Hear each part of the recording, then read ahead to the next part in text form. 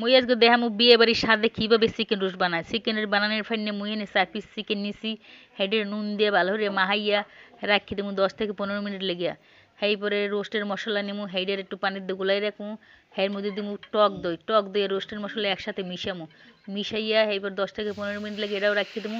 এবার চিকেনগুলোর ভাজিয়ে নেবো, চিকেনগুলো ভাজা হয়ে গেছে, এবার পেঁয়াজ বেরেস্তা লেগে কত পেঁয়াজ ভাজ দিলাম, পেঁয়াজ ভাজা হয়ে গেছে, এর মধ্যে দিলাম কটা আস্তা মশলা, এর পরে দিলাম হইলে যে পেঁয়াজ বাদা, আদা বাটা, রসুন বাটা, এর মধ্যে দিলাম এই গুলিয়ে রাখা মশলাটা, এই কটা ভালো করে কষাইলাম, কষানো হয়ে গেছে, এরপর দিব একটু টমেটো সস, দেওয়ার পরে দিয়ে দেবো 2 রকমের বাদাম বাটা, 2 রকমের বাদাম বাটা দিয়ে একটু গুঁড়ো মরিচ দিয়ে এরপর ভালো করে কষামো একটু পানি দিয়া, কষানো হয়ে গেছে সব মশলা, এর মধ্যে দিয়ে দেবো এই ভাজিয়ে রাখা চিকেনগুলো দিয়া এই সব মশলাকে মিশাইতে হবে, মেশিনে যাকে হয়ে যাবে হেকেল দিয়ে দেবো কতটুকু পরিমাণ দুধ দেবো, এনে সবই কিন্তু পানি টানি দেওয়া যাইবে না, মুখ খালি দুধ দিয়ে রান্নু। এইবার দিলাম 4টা কাঁচামরিচ, এইবার দিয়ে দিলাম 1 চামচ ঘি, উপরে দিয়ে একটুখানি পেঁয়াজ বেরেস্তা ভাঙিয়ে দিলাম যাতে একটু ঘেরানটা ভালো হয়।